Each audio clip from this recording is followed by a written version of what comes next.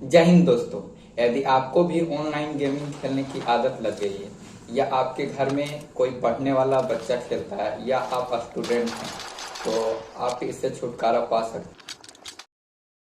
आप भी online gaming खेलते हैं जैसे पबजी, फ्री फायर, तो आपके लिए ये वीडियो है।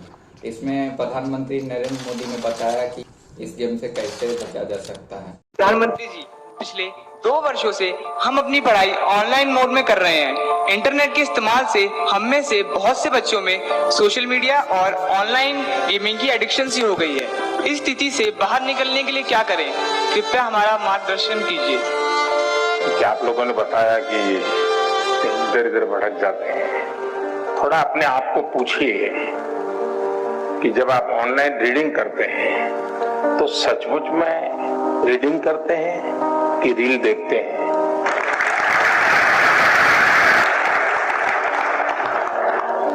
हकीकत में दोष ऑनलाइन या ऑफलाइन इसका नहीं है।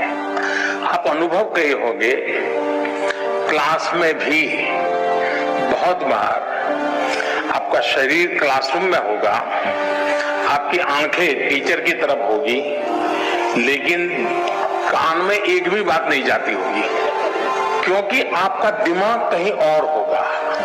कान को तो कोई दरवाजा नहीं लगाया है, कोई खिड़की नहीं लगाई, लेकिन मन कहीं और है तो सुनना ही बंद हो जाता है, रजिस्टर ही होता है। जो चीजें ऑफलाइन होती हैं वही चीजें ऑनलाइन भी होती हैं। इसका मतलब है कि माध्यम समस्या नहीं है, मन समस्या है। अगर मेरा मन पूरी तरह उससे जुड़ा हुआ है, उसमें डूबा हुआ है, मेरा एक खोजी मन है जो उसमें की बारीकियों को पकड़ने की कोशिश कर रहा, तो आपके लिए ऑनलाइन या ऑफलाइन मैं नहीं मानता हूं कि कोई फर्क पड़ सकता है।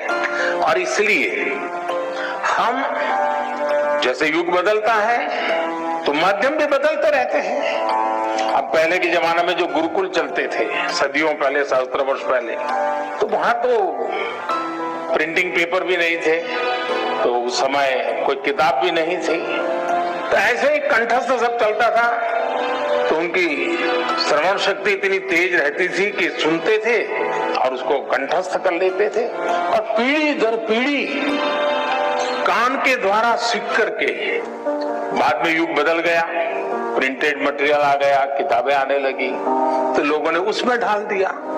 ये इवोल्यूशन लगातार चलता रहा है, और यही तो मानव जीवन की विशेषता है। तो वो इवोल्यूशन का एक हिस्सा है कि आज हम डिजिटल गैजेट के माध्यम से, नए टेक्नोलॉजिकल टूल के माध्यम से बड़ी आसानी से चीजों को प्राप्त कर सकते हैं और बड़े व्यापक रूप से प्राप्त कर सकते हैं। इसे हमने एक अपॉर्चुनिटी मानना चाहिए, हमने इसे समस्या नहीं मानना चाहिए। लेकिन ये भी सही है कि कभी हमने एक कोशिश करनी चाहिए। मुझे पक्का विश्वास है कि मान लीजिए आपके टीचर के द्वारा मिली हुई नोट्स और स्टैंडर्ड मटेरियल कहीं आपको ऑनलाइन अवेलेबल है, दोनों को बराबर देखेंगे तो आप ही उसका वैल्यू एडिशन कर सकते हैं। आप कहेंगे हाँ, टीचर ने इतना बताया था, मुझे इतना याद रहा था, लेकिन यहाँ 2 चीजें मुझे अच्छी मिल गई है, अच्छे तरीके से मिल गई है, मैं दोनों का जोड़ कर दूंगा, तो वो आपकी ताकत बहुत बढ़ा देंगे। ऑनलाइन का दूसरा लाभ ये है, आखिरकार शिक्षा का एक हिस्सा है ज्ञान अर्जन करना। अब ऑनलाइन और ऑफलाइन का सिद्धांत क्या हो सकता है? मैं मानता हूं ऑनलाइन पाने के लिए है, ऑफलाइन बनने के लिए है।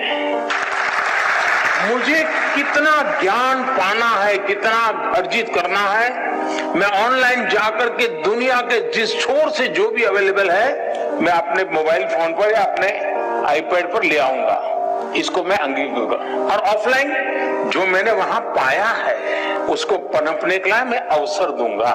मैं ऑफलाइन उस जो चीजों को, मैं मान लीजिए यहाँ साउथ इंडिया के साथियों ने मुझे पूछा, आखिर में बड़ा कम करते हुए बात हुई, टीचर महोदय ने पूछा, तो मैं कहूंगा कि माँ ऑनलाइन आपने डोसा कैसे बनता है, कौन से इंग्रेडिएंट होते हैं, क्या प्रोसेस होता है, सब देख कर लिया, लेकिन पेट भरेगा क्या? बढ़िया से बढ़िया डोसा आपने कंप्यूटर पे बना दिया, सारे इंग्रेडिएंट का उपयोग कर लिया, पेट भरेगा क्या? लेकिन वो ज्ञान अगर आपने कोशिश की और डोसा बना दिया तो पेट भरेगा या नहीं भरेगा? तो ऑनलाइन को आपका आधार मजबूत करने के लिए उपयोग करें, आपको ऑफलाइन में उसको जाकर के जीवन में साकार करना है। शिक्षा का भी ऐसा ही है।